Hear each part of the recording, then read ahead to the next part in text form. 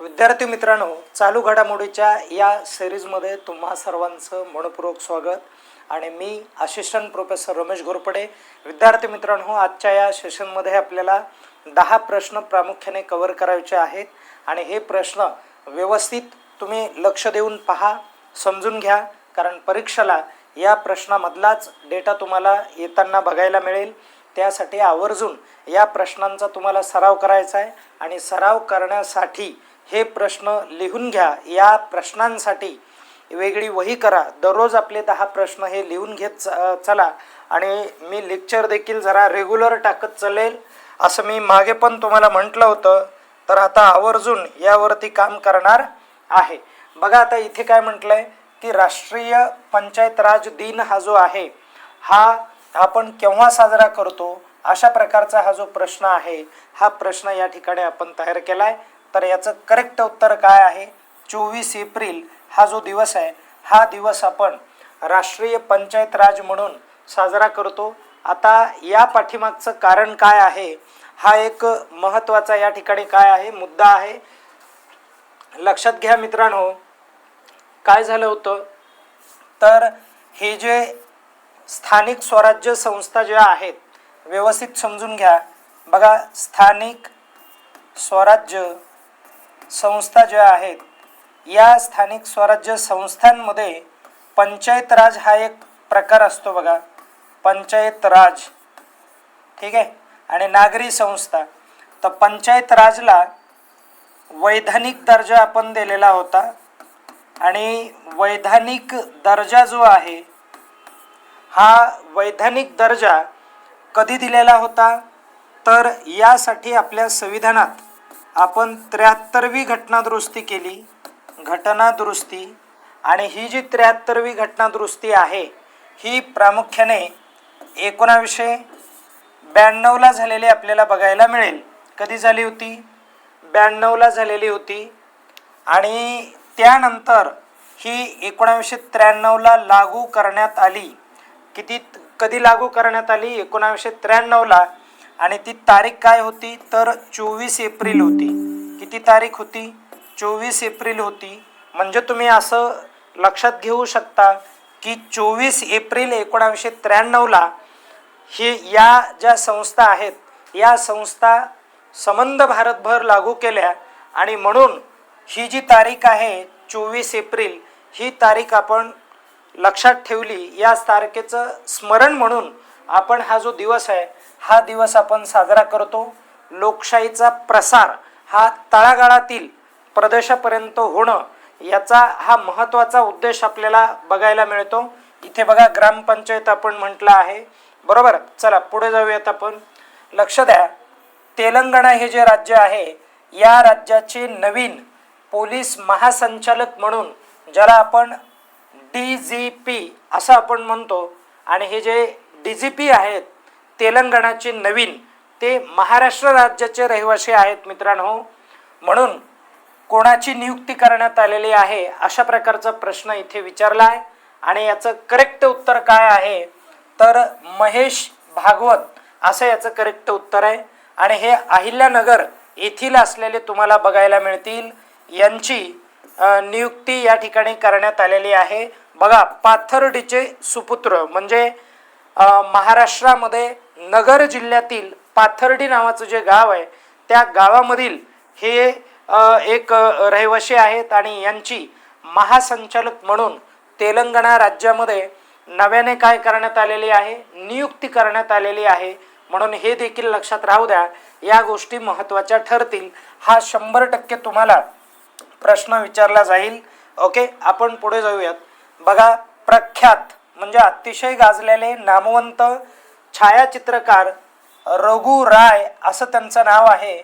यांचं नुकतंच निधन झालेलं होतं आणि मग परीक्षेमध्ये आपल्याला असं विचारतील त्यांची निवड कोणत्या प्रतिष्ठित आंतरराष्ट्रीय छायाचित्रकार समूहामध्ये झालेली होती ते सांगा, अशा प्रकारचा प्रश्न तुम्हाला विचारला जाऊ शकतो. त्याचं करेक्ट उत्तर आहे बघा, मॅग्नम फोटोज. जी म्हणजे इंटरनॅशनल लेवलवरती जी काय छायाचित्राची कंपनी होती त्या समूहासाठी किंवा त्या कंपनीसाठी यांची काय झालेली होती, निवड झालेली होती. आणि ज्यांचं नाव काय आहे, रघु राय असं त्यांचं नाव आहे. लक्षात राहू द्या. पुढे जाऊयात. बघा, आंध्र प्रदेश हे जे राज्य आहे, या आंध्र प्रदेशचे बघा व्यवस्थित समजून घ्या. आंध्र प्रदेश राज्याचं जे काय उच्च न्यायालय म्हणजे आंध्र प्रदेश उच्च न्यायालयाच्या पहिल्या महिला मुख्य न्यायाधीश म्हणून कुणाची निवड झालेली आहे किंवा कोण बनलेले आहेत, तर याचं करेक्ट उत्तर काय आहे, तर लिसा गिल असं याचं करेक्ट उत्तर आहे. म्हणून हे देखील लक्षात राहू द्या. ही त्यांची इमेज आहे. आणि या लिसा गिल ज्या आहेत, या अगोदर पंजाब, व्यवस्थित समजून घ्या, पंजाब आणि हरियाणा या राज्याच्या उच्च न्यायालयाच्या किंवा हायकोर्टाच्या मुख्य न्यायाधीश राहिलेले आहेत. ओके, मुख्य न्यायाधीश म्हणून त्यांनी या अगोदर काय केलेलं आहे, काम केलेलं आहे. हे देखील तुम्हाला लक्षात ठेवायचं आहे. या गोष्टी महत्त्वपूर्ण आहेत. आणि अब्दुल नाझीर यांचे काय केलेले आहे, म्हणजे त्यांना काय म्हणू, शपथ दिलेली आहे. काय दिलेली, त्यांनी शपथ दिलेली आहे. म्हणून ते एकदम व्यवस्थित लक्षात राहू द्या. मी जातो पुढे. पुढचा प्रश्न बघा. 2026च्या लॉरियस वर्ल्ड स्पोर्ट्स अवॉर्ड्समध्ये स्पोर्ट्समन ऑफ द इयर हा जो पुरस्कार आहे, हा पुरस्कार नुकताच कुणाला जाहीर झाला, तर याचं करेक्ट उत्तर आहे बघा, कार्लोस अल्कराज याला तो जाहीर झाला. आणि हा सर्वात तरुण हे खेळाडू ठरला, टेनिसपटू ठरला, ज्याचं वय किती आहे, फक्त 22 वर्ष. म्हणून हे देखील लक्षात राहू द्या. असे प्रश्न परीक्षेला ऑलरेडी विचारून झालेले आहेत, परीक्षेला विचारले जातात, म्हणून ते लक्षात राहिले पाहिजे. पुढे प्रोजेक्ट दंतक हे एक असं प्रोजेक्ट आहे की ज्या प्रोजेक्टच्या माध्यमातून काय केलं जातं माहिती आहे का, 2 राष्ट्रामध्ये दळणवळणाची साधने आणि इतर साधने या सुविधा दिल्या जातात. प्रोजेक्ट दंतकच्या अंतर्गत कोणत्या देशात पायाभूत सुविधांचे काम केले जाते, तर याचं करेक्ट उत्तर आहे भूटान. कारण भारत देश काय करतो, तर यांच्यासोबत आपण एक प्रोजेक्ट हाती घेतलेला आहे की भूटानमधला आपल्याला पायाभूत विकास करायचा आहे.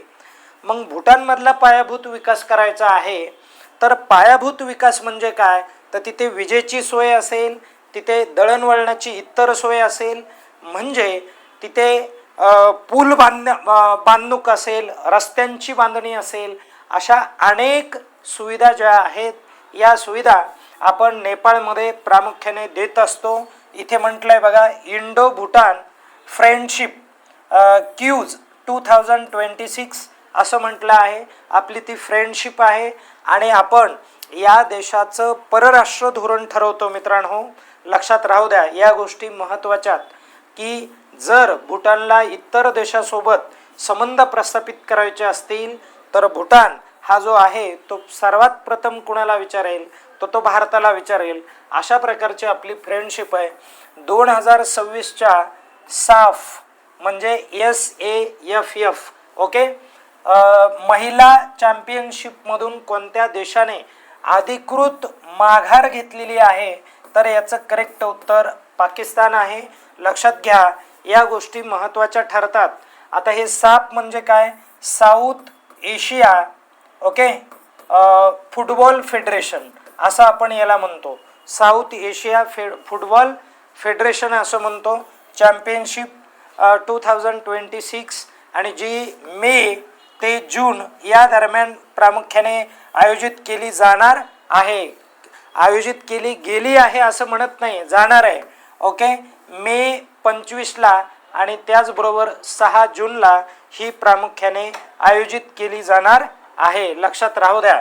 आता पुढे जाऊयात. बघा इथे काय म्हटलं आहे, मार्गॉन या ठिकाणी पंजाब स्टेडियम आहे, तर पंजाब स्टेडियम हे PGN स्टेडियम आहे, हे लक्षात राहू द्या. ए ग्रुपमध्ये किती संघ खेळणार आहेत, तर 3 संघ खेळणार आहेत आणि बी ग्रुपमध्ये 3 संघ. ए ग्रुपमध्ये नेपाळ, श्रीलंका, भूटान यांचा ग्रुप असेल आणि बी ग्रुप हा भारत म्हणजे इंडिया, बांगलादेश आणि मालदीव्ज अशा प्रकारे या देशांचा ग्रुप असणार आहे, म्हणून हे देखील लक्षात राहू द्या. आणि इथे बघा काय म्हटलं आहे बघा, पोर्ट्स रियल नारी शक्ती अशा प्रकारे एक इथे म्हणजे एक स्टेटमेंट दिलेलं आहे. नारी शक्तीचा या ठिकाणी प्रदर्शन होत आहे. आणि पुढे भारत व जपानमधील अलीकडील करार प्रामुख्याने कोणत्या तंत्रज्ञानावर आधारित आहे, तर तो जो करार आहे मित्रांनो, तो करार आपण डिजिटल ट्विन्स आणि शहरी AI म्हणजे आर्टिफिशियल इंटेलिजन्स या संदर्भामध्ये प्रामुख्याने केलेला आहे. Japan India AI dialogue, okay, geopolitics of technology म्हटलंय. टेक्नॉलॉजीच्या संदर्भामध्ये जे का राजकीय वातावरण आहे हे यामधून तुम्हाला निदर्शनास येणार आहे. आपले राजकीय संबंध दृढ होण्याच्या मार्गावरती आहेत. आणि बघा, भारतीय लष्कर प्रमुख जनरल उपेंद्र द्विवेदी यांनी कोणत्या देशाच्या इंटरनॅशनल हॉल ऑफ फेममध्ये समाविष्ट करण्यात आलेलं आहे यांना, तर याचं करेक्ट उत्तर अमेरिका आहे. हे देखील लक्षात राहू द्या. चला एक शेवटचा प्रश्न बघूयात आपण. सर्वोच्च न्यायालयाने म्हणजे सुप्रीम कोर्टाने अलीकडील कोणत्या निर्णयानुसार सुरक्षित व सुस्थितीत असलेल्या रस्त्यांचा हक्क हा कोणत्या मूलभूत हक्काचा भाग आहे असं त्यांनी म्हटलंय, तर याचं उत्तर करेक्ट काय असणार आहे? कलम क्रमांक 21. कलम क्रमांक 21 काय म्हणतं, तर कलम क्रमांक 21 म्हणतं बघा, व्यक्ती किंवा जीवित व व्यक्ती स्वातंत्र्याची हमी देतं. ते व्यक्ती स्वातंत्र्याची हमी देतं, लक्षात राहू द्या. कलम क्रमांक 32 घटनात्मक उपाययोजना दिलेल्या आहेत. कलम क्रमांक 20 मध्ये काय दिलेलं आहे, तर कलम क्रमांक 20 मध्ये त्यांनी प्रामुख्याने तुम्हाला अटक व स्थानबद्धतेच्या संदर्भामध्ये व्यक्त झालेले.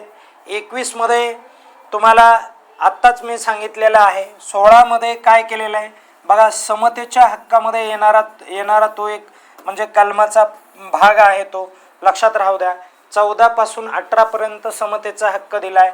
मग 14 मध्ये प्रामुख्याने कायद्यापुढे समानता. 15 मध्ये काय दिलेलं आहे, भेदभाव प्रतिबंध.